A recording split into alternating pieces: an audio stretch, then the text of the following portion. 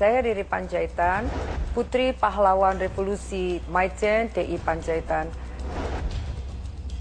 Saya harus merasakan sakit. Orang yang kita kasihi, orang yang kita cintai, seperti binatang dibunuh.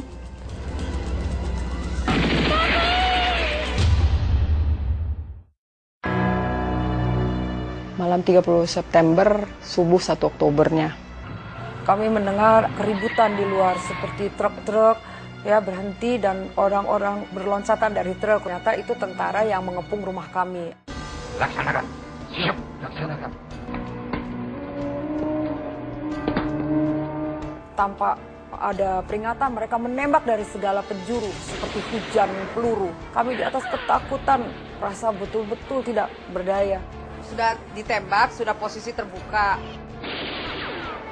Mereka sudah masuk ke dalam semuanya. Di bawah kami mendengar Jenderal Panjaitan turun. Jenderal turun, Jenderal. Tegas, atau saya letakkan rumah ini. Kita semua udah ngumpul di atas sini. Keluar dari kamar ketakutan, ayah saya ganti baju. Ayah saya keluar dari kamar, memakai baju lengkap, uniformnya sebagai angkatan darat. Keluar dari kamarnya, memandang pada kami semua dan turun. Tidak saya lihat wajahnya itu takut. Ayah saya turun dari sini, sudah dengan pakaian lengkap.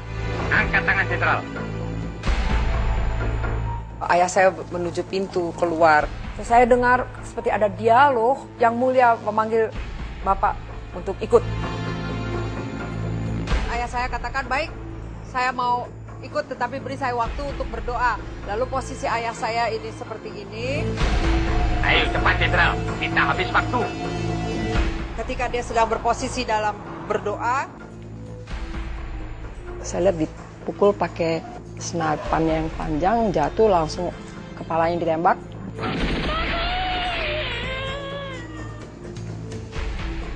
darah di sini.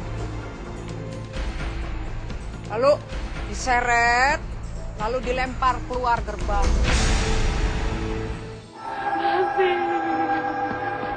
Oh, ayah saya sudah dibawa pergi.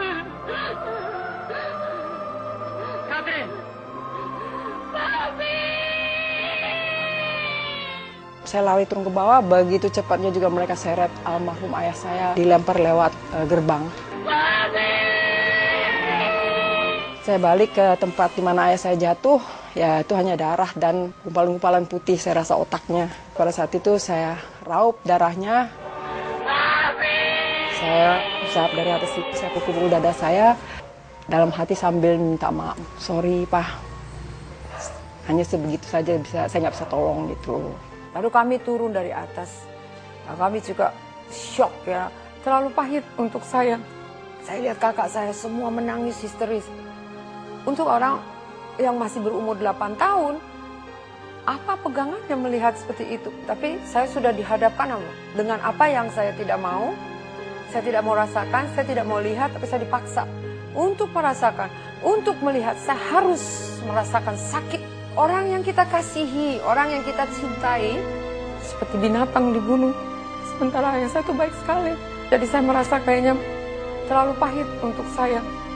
Per 1 Oktober tuh, kerjanya nangis, minum obat, mau bunuh diri, mau tidur lama, minum itu aja, bolak-balik aja saya dibawa ke RSPAD di Kuras gitu. Pada tanggal 2 Oktober 1965, melalui operasi militer, pemerintah berhasil menumpas gerakan 30 September.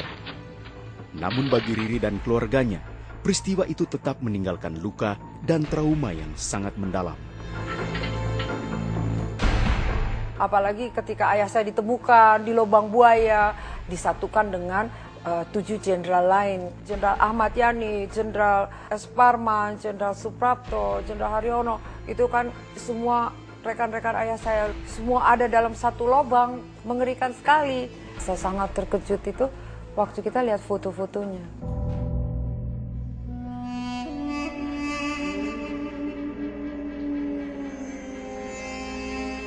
Ternyata ayah saya itu sudah tidak berbentuk ya, sudah bengkak, sudah ditanam beberapa jam di dalam lubang yang pengap itu kan.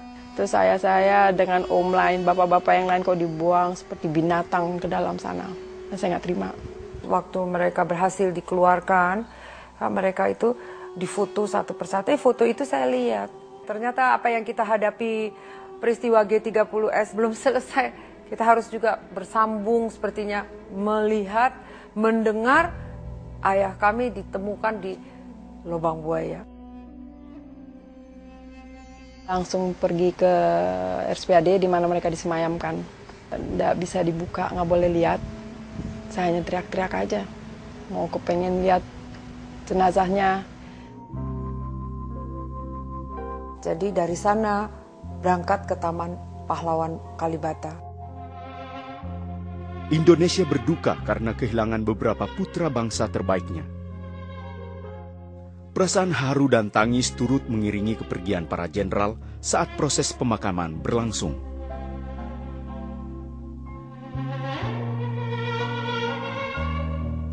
Kita hanya lihat petinya aja. Kita nggak bisa lihat atau memegang lagi karena ayah kami dengan 7 jenderal lain itu bukan milik kami lagi. Rasanya tuh sudah terpisah sekali. Jadi buat saya anak kecil nggak habis-habis ya, perpisahan aja sudah buat saya tidak mengerti ya, mengapa perpisahan seperti ini. Lihat nggak bisa, dipegang nggak bisa, bukan berangkat dari rumah.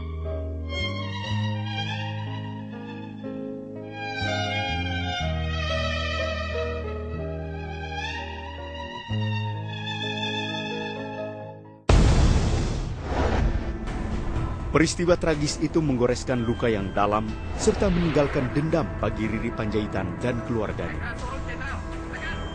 Ada orang yang membunuh ayah saya, tetapi kita tidak kenal pribadi mereka toh. Artinya kita tidak tahu wajah mereka. Jadi kita dendam, benci, marah, tapi kita tidak tahu bagaimana ekspresikan itu semua. Jadi kita merasa itu biadab sekali orang yang melakukan itu. Dan saya merasakan kesakitannya. Seperti menusuk hati saya ya. Rasanya kalau kita punya kesempatan kita mau balas, mau bunuh.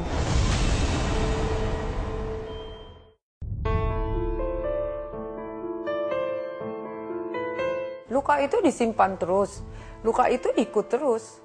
Luka itu tetap tidak bertambah sembuh sedikit pun, tidak ada penyelesaian. Tetap nyata di depan mata saya.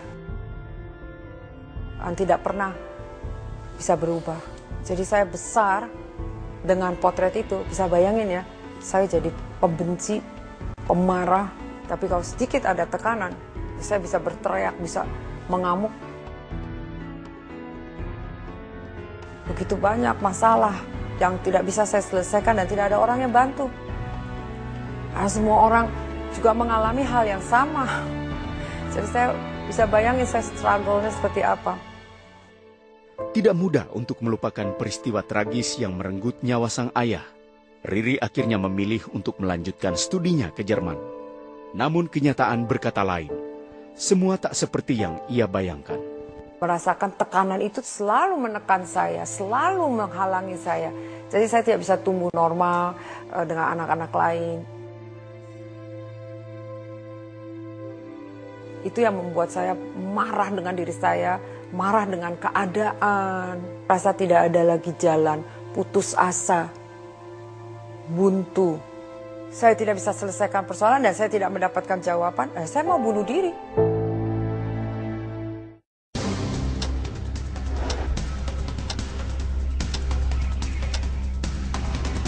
Jadi saya pikir bunuh diri itu adalah jalan. Diambil pisau, sumpamanya kita mau potong nadi, pernah mencoba seperti itu. Tapi saya mau bunuh-bunuh diri saya nggak bisa mati. Saya mau potong-potong nggak bisa kepotong.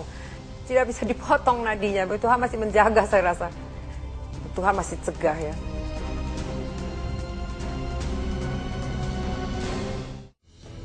Sepertinya trauma itu pun tak akan hilang. Tapi semua itu berbeda ketika pertemuannya dengan seorang teman lama. Dari Indonesia, sama-sama sekolah di Eropa. Yang kami sama-sama mau pulang ke Indonesia, berlibur.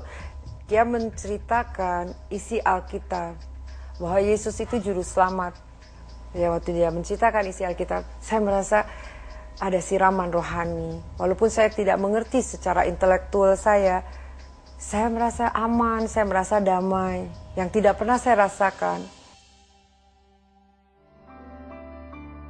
Rasa damai itu membuat ia semakin penasaran untuk mempelajari sebuah buku yang diceritakan oleh sahabatnya. Waktu saya baca Alkitab itu, saya merasa ada harapan saja. Tapi saya nggak merasa berjumpa dengan Yesus ya waktu itu. Tapi saya baca di situ Yesus sembuhin orang sakit, Yesus bangkitkan orang mati. Tapi saya nggak ngerti. Mau menceritakan dengan manusia saja saya nggak bisa. Apalagi Tuhan yang saya nggak lihat. Karena saya mau ngomong, kenapa saya lahir seperti ini? 8 tahun saya mesti lihat peristiwa sebegitu ngeri ya. Orang yang kita cintai diambil dengan begitu rupa. Kenapa Tuhan? Saya rasa saya nggak dapat jawaban di luar. Kecuali saya mengerti waktu saya jumpa Yesus. Mati pun belum menyelesaikan masalah saya rasa saat itu ya. Ternyata sosok Yesus dalam buku itu sangat menyita perhatian Riri. Akhirnya dari saya terus baca Alkitab itu saya mendapat satu figur yang sudah hilang. Yang lebih baik dari ayah saya. Yesus itu luar biasa ya. Dia bisa bangkitin orang mati. Dia bisa pindahkan permasalahan. Dia bisa berhentikan badai. Saya merasa, wih hebat ini tokoh. Saya mulai mendapat satu figur yang tokoh. Tapi masih seperti itu ya.